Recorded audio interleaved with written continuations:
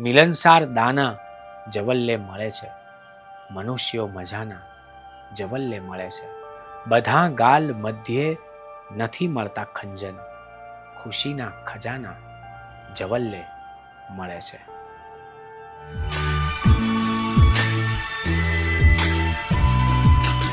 મનના સોફ્ટવેરને અપડેટ કર્યું. માણસનું ઠેકાણું હોય છે, મનનું ઠેકાણું હોય તો હોય. મન બધામાં દાખલ અને દખલ કરે છે. મોબાઈલને કારણે દુનિયા હથેળીમાં સમાઈ ગઈ છે, પણ મન એકાગ્ર થવાની જગ્યાએ બહુ વ્યાકુળ બન્યું છે. નિરાંત ગોથું ખાય છે. કશું જ કામ ન હોય એવી વ્યક્તિ પણ મોબાઈલમાં વ્યસ્ત હોય છે. જેની દુનિયામાં જવાની કે ડોકિયા કરવાની સહેજ પણ જરૂર ન હોય, એની દુનિયામાં પણ મોબાઈલને કારણે ડોકિયું કરવાનું સહજ થઈ ગયું છે. ટેકનોલોજી વધી છે અને માણસાઈ ઘટી રહી છે. વર્ક ફ્રોમ હોમને કારણે એક સમય હતો જ્યારે ઘર અને ઓફિસ વચ્ચેની ભેદરેખા ઓગળી ગયેલી. ઓફિસમાં પણ જલ્દી કામ પતાવીને મોબાઈલ સાથે સમય ગાળતા હજારો લાખો માણસો છે. ખરેખર તો મોબાઈલની હથેળીમાં આપણે કેદ થઈ ગયા છીએ. અકળાઈને ફ્રેશ થવા સાંજે બહાર નીકળીએ છીએ, પણ ઘરને ફ્રેશ થવા ક્યાંય નીકળાતું જ નથી. ઘરમાં પ્રસંગો ઉજવાય છે, પણ પ્રસંગો પછીની રજાઓમાં ઘર ત્યાંનું ત્યાં જ રહે છે. બહારગામ ઘરની વ્યક્તિઓ જાય છે, ઘર ક્યાં જઈ શકે છે? ઘરની એકલતા સમાજમાં અને સમાજની ભીડમાં ખોવાઈ ગઈ છે.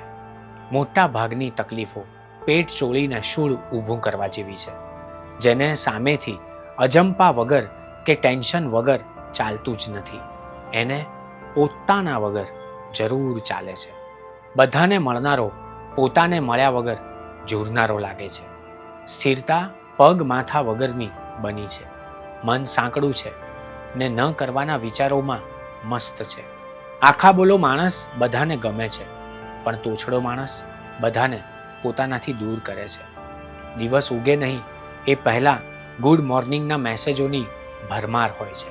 મોબાઈલ પોતે એની પ્રાઇવસી રાખે છે, પણ માણસો સાવ ખુલ્લા પડી ગયા છે. મન વ્યસ્ત રહેવું જોઈએ જ, પણ અસ્તવ્યસ્ત ન રહેવું જોઈએ.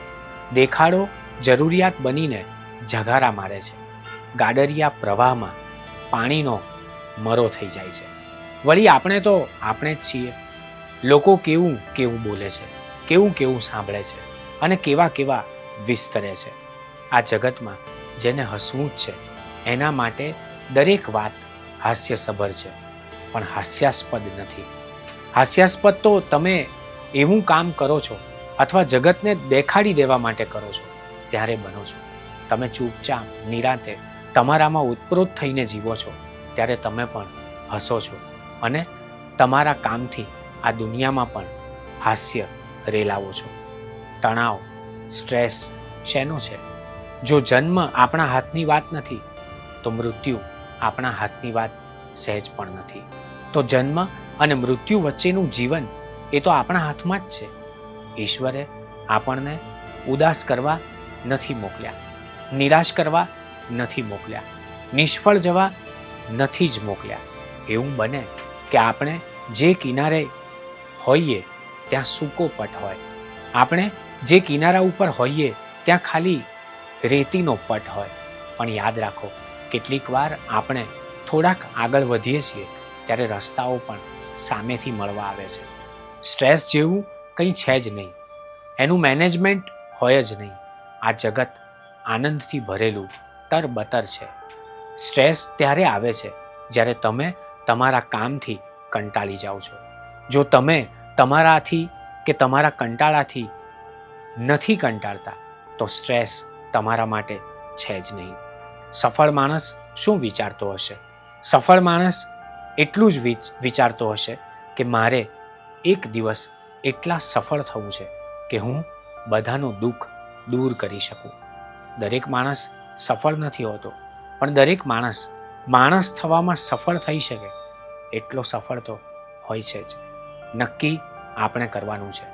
આપણે સ્પર્ધામાં છીએ કે પછી મુગ્ધાવસ્થામાં. બિઝી હોઈએ ત્યારે પણ મોકળાશ ન છીનવાય, હળવાશ ન છીનવાય.